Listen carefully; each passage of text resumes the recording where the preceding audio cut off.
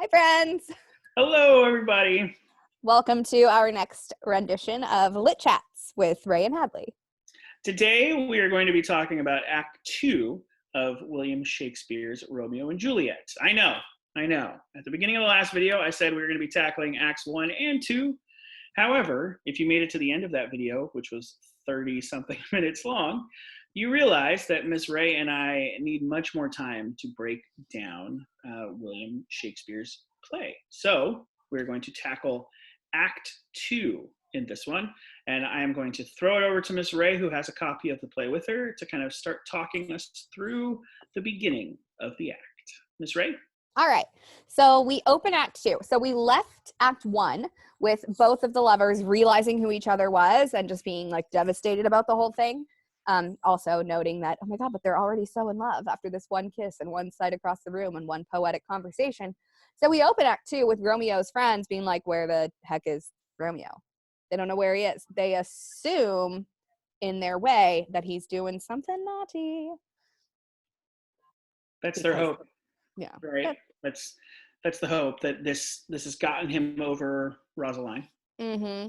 Or that he's still thinking about Rosaline, but has found something else in a very call me by your name-ish way.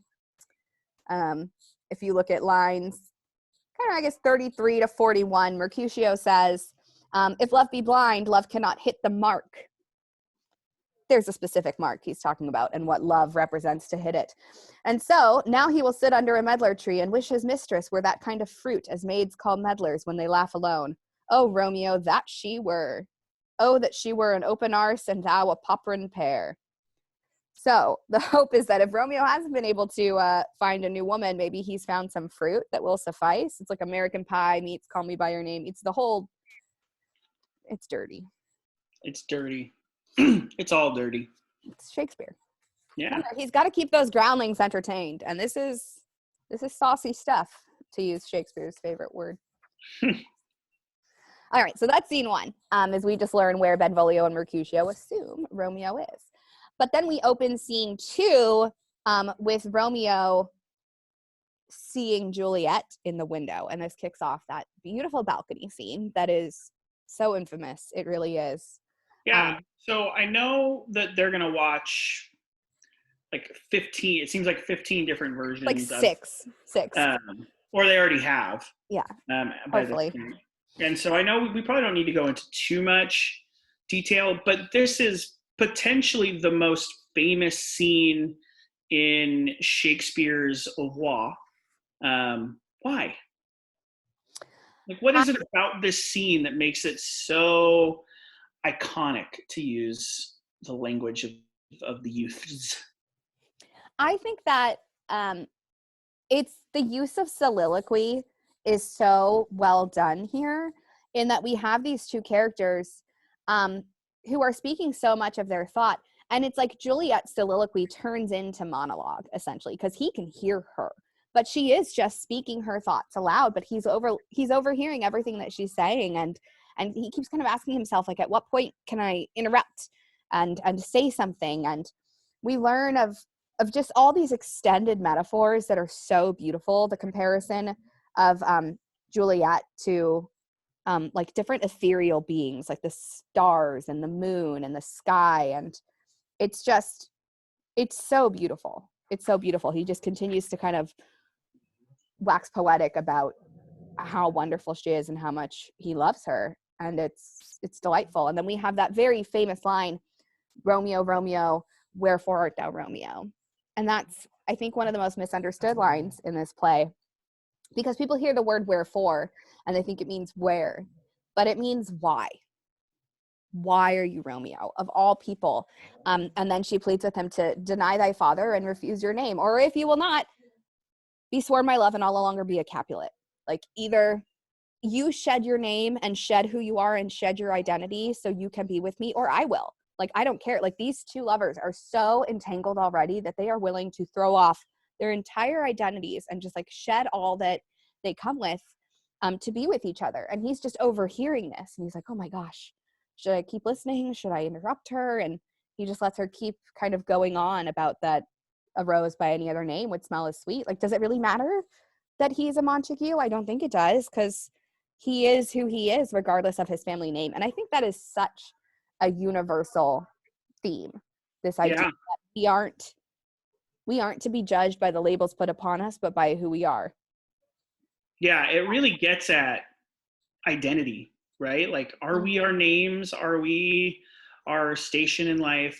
And then you add all of that beautiful poetry with this wonderful device of keeping them on different levels with the balcony and then on the ground, like getting the physical distance between the two of them at the same time, that I think is part of what makes the iconicness of it, is like the picture, right? The picture of it is part of that too. But you talk about the poetry so wonderfully in that scene, and that is the reason why it is such an iconic scene. And I think you bringing up it's why Romeo as opposed to where Romeo, I think that's key, and something I didn't get for a very long time.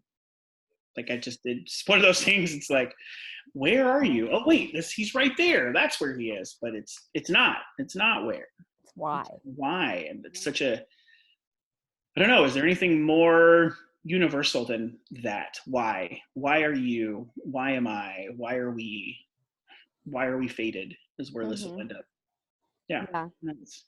And I like that you mentioned the various levels, because speaking from like a stage director's point of view, levels are used to kind of communicate power and a difference in power. So the fact that Juliet is on this higher level and we have Romeo down here, we have, of course, that unattainable, can't reach up, want to reach up to this thing.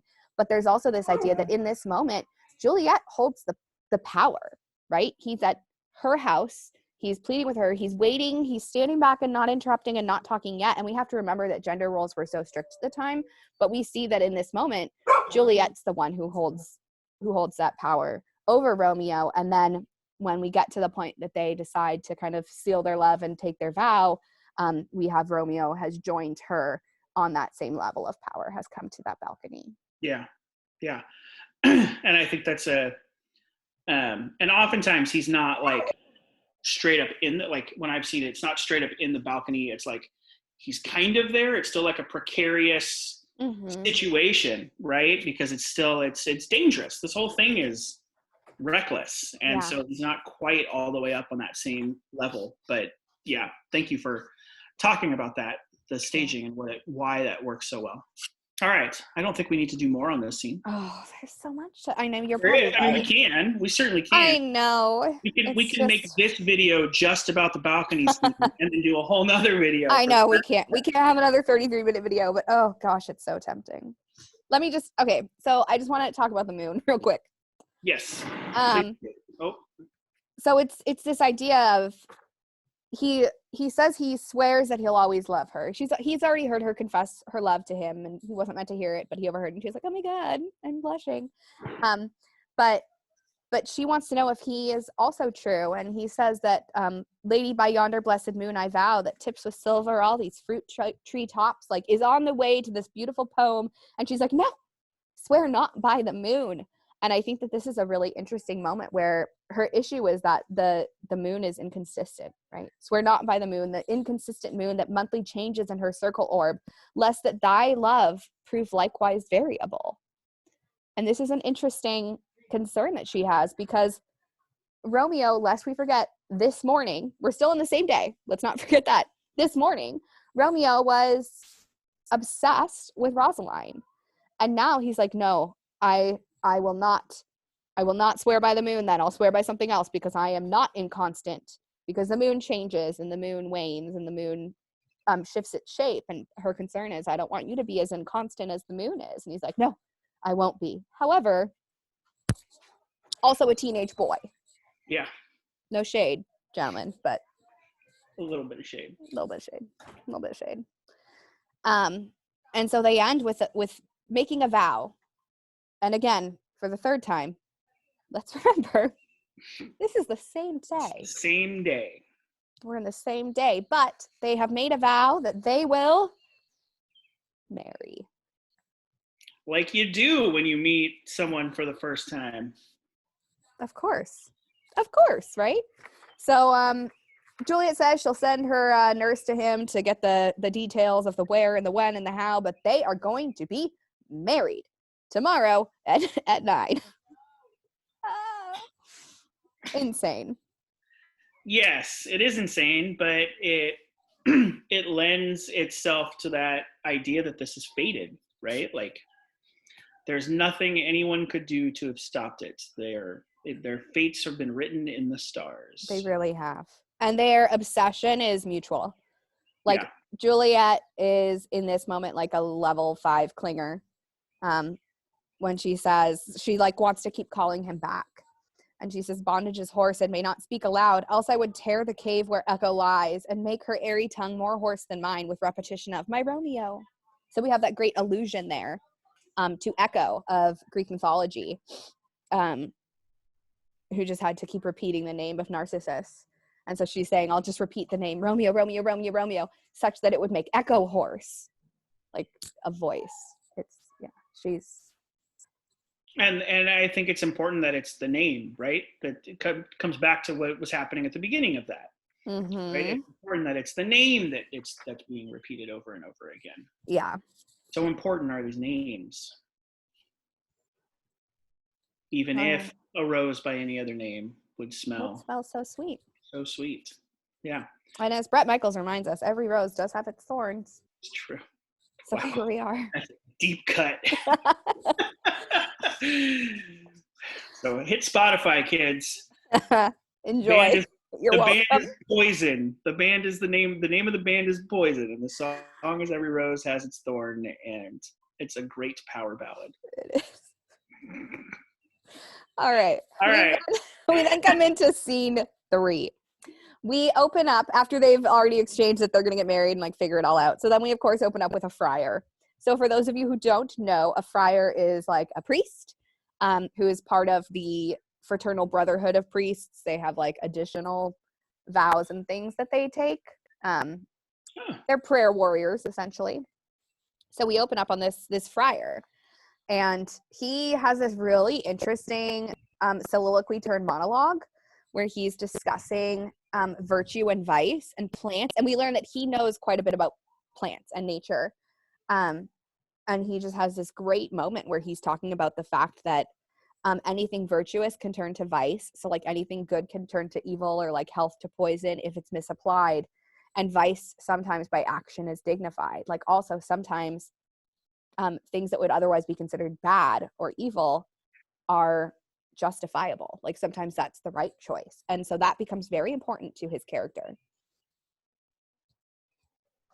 Yeah, another great way to open a scene, another great way to introduce a character. Like Shakespeare could write a soliloquy and a monologue, but he also just like, he seems to understand how to get us to know a character pretty quickly. And who wouldn't want to watch a friar, a religious man, talk about virtues turning into vices and vice versa? Like who wouldn't be interested in a religious man who isn't afraid of those like thoughts and those kind of complex ideas, and furthers the story along, because we're going to get a lot of this virtue into vice stuff. And so you say it's a soliloquy turned monologue. So who does it end up turning? Who joins him for it to turn into a monologue? Why, Romeo has come in. And what does Romeo want? Oh, of course, he wants to be married to Juliet. And of course, this godly man can be the one to do the ceremony so that he's married in the eyes of God, even if the eyes of the law won't yet recognize it, because obviously this has to be a secret. Their families are fighting. But in the eyes of God, he will be married. And Friar Lawrence's reaction to this is beautiful. And it also gives us a good hint on the relationship between Romeo and Friar Lawrence. Because initially when he looks at Romeo and he comes in, he's like, I think I've hit it right that you haven't been in your bed tonight. Like, you can tell Romeo hasn't slept. So he assumes that he's been sinning with Rosaline, and he even says that. He's like, you've been with Rosaline? What on earth? And he says, what? No. I forgot that name, and all that name's woe. And then tells him about his love with Juliet. And Friar Lawrence, like, thank you, voice of reason. He just lays it down so well. He says, young men's love then lies not truly in their hearts, but in their eyes. Like, it's not your heart, it's your eyes. This is lust guiding you, not love. What are you doing? He says, Jesus Maria, what a deal of brine hath washed thy sallow cheeks for Rosaline. How much salt water thrown away in waste to season love that it doth not taste. He's saying, like, your eyes, like, literally, you constantly cried. All of that brine that washed your sallow cheeks. All of that salt water, those tears, constant tears. And then he even points out, he's like, lo, here upon thy cheek the stain doth sit of an old tear that is not washed off yet. Like, you literally have a tear stain on your cheek from yesterday morning of sobbing over Rosaline. Now you're telling me you have one love only, and that love is someone else? Child, please.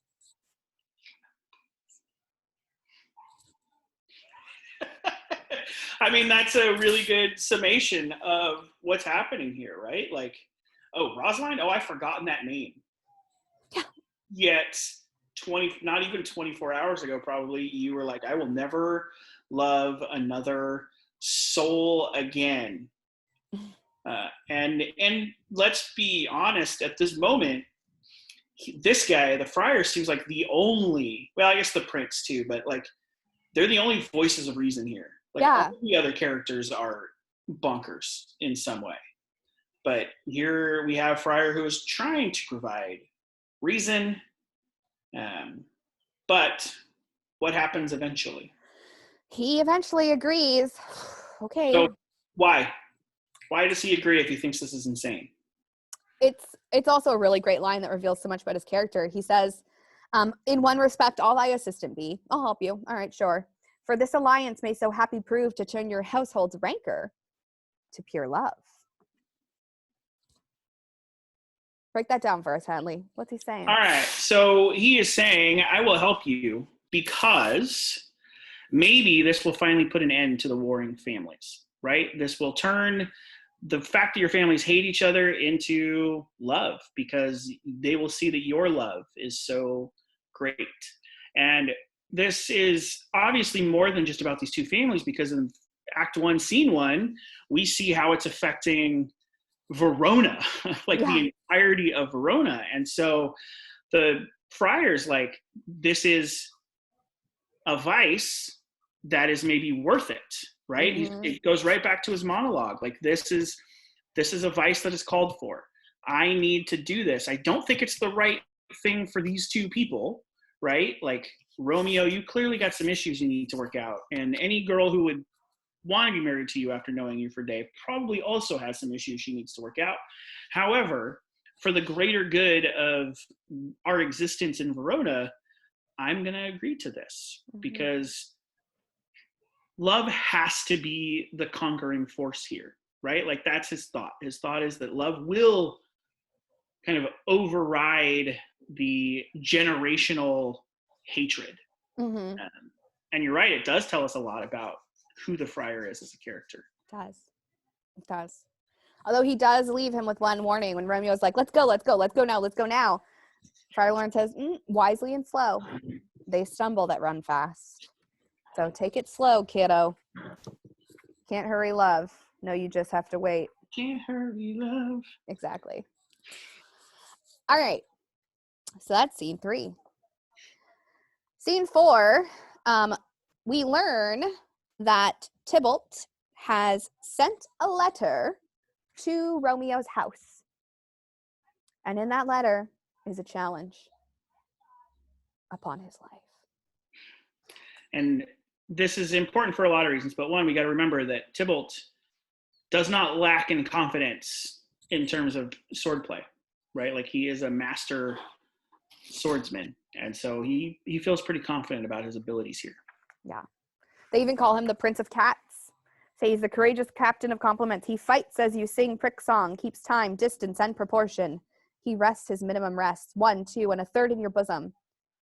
So he's kind of relating the fighting style, the ability, the swordsmanship of Tybalt to that of like music. He's so talented with a sword. And so, calling on Romeo to have a bit of a fight with him, gonna be hard. Yeah. And that's the crux of scene 4, isn't it? Mm-hmm. Yeah. Yeah. It really is. Romeo comes in and then finally they learn about, well, more innuendos back and forth. Of course. It's interesting because Romeo does this like locker room chat thing when he's talking to Mercutio, where he lets Mercutio believe that he has been with a woman in the biblical sense, not just talking to a woman. And we see that where Romeo says, "Pardon, good Mercutio, my business was great, and in such a case of mine, a man may stray courtesy." And Mercutio says, "That's so much to say, as in a case as your constrains a man to bow in the ham." So he's talking about like flexing his thigh and butt muscles. It's like a reference to thrusting. He's like, "Oh, you were curtsying," and then Mercutio says, "Oh, you most kindly hit it." Hit it. Like, and we have kept that term. Like, Yeah. that one sticks around. Thank you, Shakespeare. Of all the ones, that's Of the all one. of them. Thank you. Romeo responds, "A most courteous exposition." Like, he's just going to play along. He's going to let them believe that he was sleeping with someone that night. And then Mercutio keeps it going with, "Oh, I'm the very pink of courtesy." And again, there we have Pink. an innuendo for lady parts. And as they're going on and on and on, and they have this whole battle of wits about sex jokes, who should come in but the nurse? This poor woman. Of course. Poor woman. And why has she shown? Why would she show up here with to these men? Well, she seeks one man, and that man is Romeo, to give him the news of what's going to happen with their wedding. He wants to tell her exactly where they're going to meet, what the time will be, what she should do. Apparently, the way to get married when you're 13 years old is tell your parents you're going to confession, and then that gives you a reason to go to the friar's cell or his house. And there you go. There you go, kids. Advice from Shakespeare. Yep. Just run away. And it's interesting because the nurse is a little worried about the friar. We know that these people are on two different kinds of sides of the families. And she's concerned that he might tell someone. So she says, "Is your man secret? Did you never hear say, two may keep counsel, putting one away?" They're pretty little liars. Last warning from the nurse. Yeah. Two can keep a secret if one of them is dead. So again, we have another one of those warnings, but they have decided that this will be what happened. We then open on Juliet. Hadley, you want to talk us through this Juliet nurse scene? Not particularly. I'm not as versed on it. Sorry. That's okay. So essentially, Juliet is waiting anxiously. It's like she's staring at the clock. Yeah. Okay.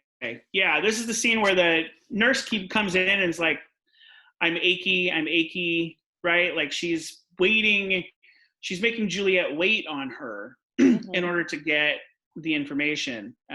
That's right. Sorry about that. I needed that quick refresher. So the nurse comes in and Juliet is like immediately on her, like, "What happened? Tell me. And the nurse is really like milking this whole thing. Like, "Oh, my back aches, my feet ache. Like, I'm so hurt. I need a massage. I need this. I need that," before she'll give Juliet any of the news, which is such a wonderfully playful moment from the nurse. We've really seen her as a caretaker and I think she's funny to the audience, but I don't necessarily know that she's been playful to this point. And this is a really, really playful moment. And it's a really great interplay between these two characters who've known each other for the entirety of Juliet's 13 years. And so then they finally have the conversation where Juliet gets all of the information that this wedding is really going to happen. Like, and it happens soon. Yeah. So you want to take it from there? Yeah. So that takes us to the following morning when we are back in Friar Lawrence's cell. And they get married. That's the crux of it. That's the crux, right? And we have some great foreshadowing in this scene too, though. Friar Lawrence is still kind of like, is this the right thing to do? And he notes these violent delights have violent ends, and in their triumph die, like fire and powder, which as they kiss consume. Oh. So they're like fire and powder. They're like gunpowder being met with fire. And it's this violent, rushed thing, but because it's happening so quickly, it's going to be beautiful and victorious, but it's going to be explosive. The specific words that Shakespeare chooses for that line of dialogue is so wonderful in the images that it creates of all this, like, not just violence in the way that we think of violence, like people stabbing and shooting, but just like the combustibility of the whole thing. That like, there's a chance that this marriage will save Verona, but there's also a chance that this will detonate Verona. Exactly. Right? Like it's such a great. I like that the friar doesn't lose his concern about it. Like even his willingness to do it, he doesn't lose the like, oh man, I don't know if this is such a good idea. Right? Because it plays on that whole idea of virtue and vice. Like he's kind of constantly at odds with that, which of course plays for the rest of the show too. Right. And we end with we don't end with their actual wedding, but them walking to their wedding. And then next time we see them, they are officially married. Yeah. The friar has married them. Which is an interesting thing to happen off stage, a wedding. But they're so famous for Shakespeare's comedies, weddings, like in tragedies, the wedding's not what matters. It's the destruction that follows. Hint, hint, hint. Yeah, so it's so weird because I always feel like, I've seen the play a bunch of times and I've read it a bunch of times, and I always forget that the wedding happens so early in the show. Mm-hmm. Like there are still 3 acts.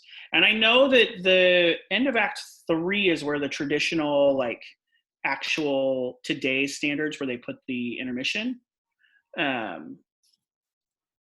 it just still feels super early in the show for the wedding to have happened. But as you keep reinforcing, it's been 24 hours. Yeah. Not even. I mean, they have not even known each other for 24 hours. If the party was in the evening and they're married, I guess it's the following morning. That's at crazy. 9:00. Yeah. They're committed. Yeah. So that's Act 2. A lot happens. Yeah. We go from balcony to marriage in one act. In just 3 scenes. Yep. That's crazy. All right, friends. Next up, we'll have Act 3, which will be shorter. I will tell you, we did get through our longest acts today. 1 and 2 are the longest acts. Yeah, and then it starts to wrap up pretty quickly from there. So yeah, I imagine we're going to do a different one for each act at this point. Probably. Yeah. That's my guess. All right, friends. So long. Bye.